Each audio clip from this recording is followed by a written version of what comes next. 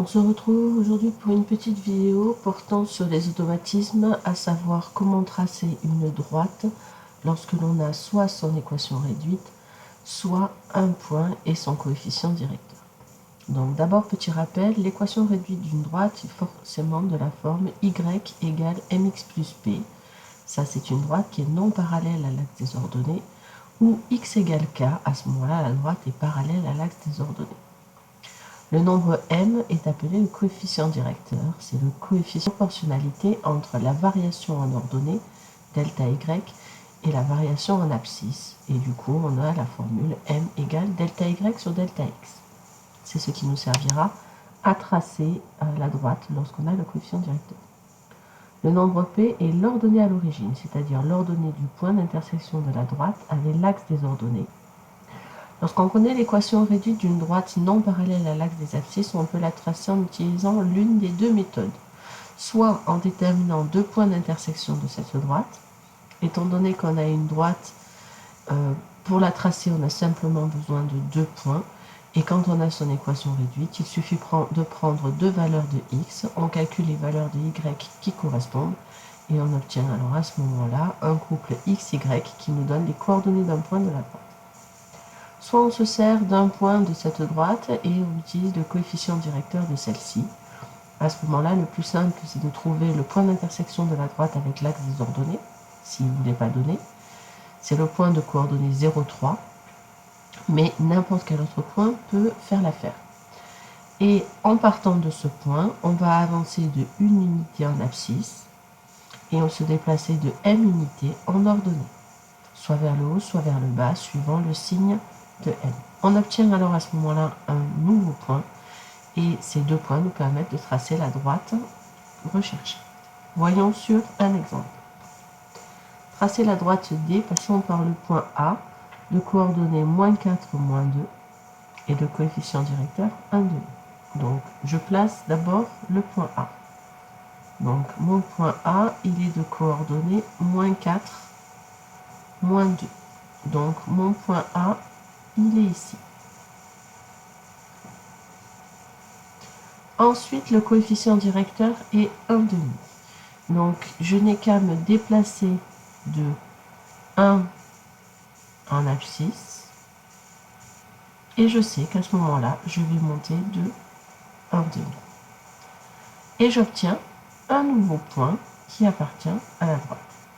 Alors là, le souci, c'est que c'est pas très précis, mais si m est égal à 1,5, on peut, en se servant de delta y sur delta x, se dire, en partant de A, au lieu de faire un déplacement de 1, puis ensuite de 1,5, je peux faire delta x qui vaut 2, ce que je fais là, et ensuite delta y est égal à 1. Ce qui me permet de trouver un point qui se trouve ici sur le quadrillage, et donc c'est beaucoup plus simple pour tracer ma droite D. Ma droite D, du coup, elle passe comme ceci, par les points A et le nouveau point que j'ai trouvé.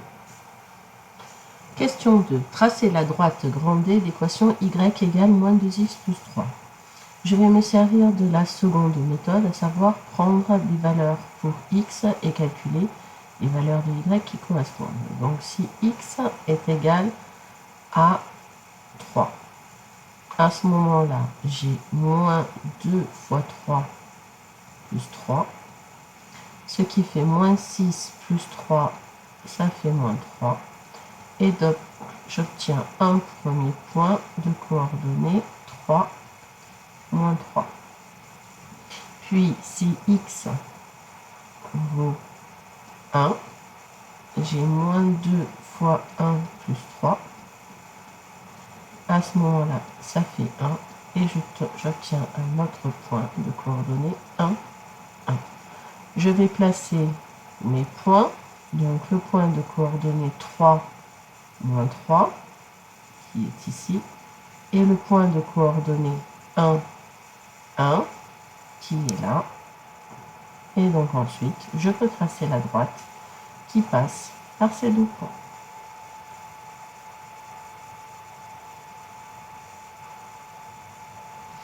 Voilà. Voyons sur un autre exemple comment on aurait pu faire autrement.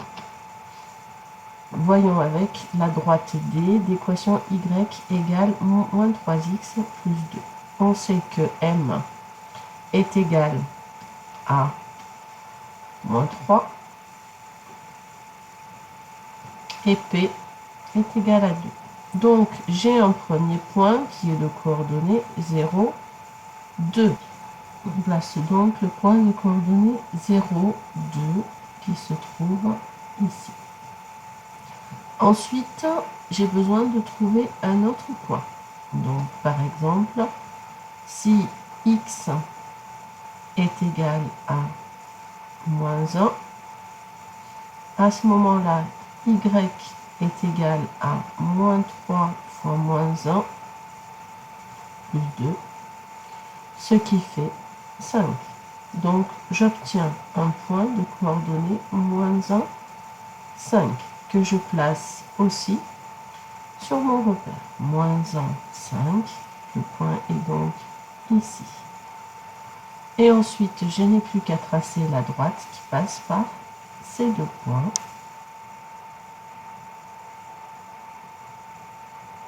Voilà. J'obtiens donc cette droite. On peut constater qu'elle est bien de coefficient directeur moins 3, puisque si je me déplace de 1 en abscisse, je descends bien de moins 3 en ordonnée. Prenons la droite D passant par le point A de coordonnées moins 2, moins 4. Donc je vais placer le point A de coordonnées moins 2, moins 4. Et je vais ensuite utiliser le coefficient directeur. Le coefficient directeur, à nouveau, c'est delta y sur delta x. Ça veut dire que ici, si je prends delta x qui vaut 4, je sais que delta y est forcément égal à 1. Donc, je vais partir du point A que je viens de placer. Je me déplace de 4 en abscisse. Ça veut dire que je suis venu jusqu'ici. Et ensuite, je me déplace de 1 en ordonnée et j'obtiens un nouveau point qui est ici. Et je n'ai plus qu'ensuite qu'à tracer ma droite qui passe par ces points-là.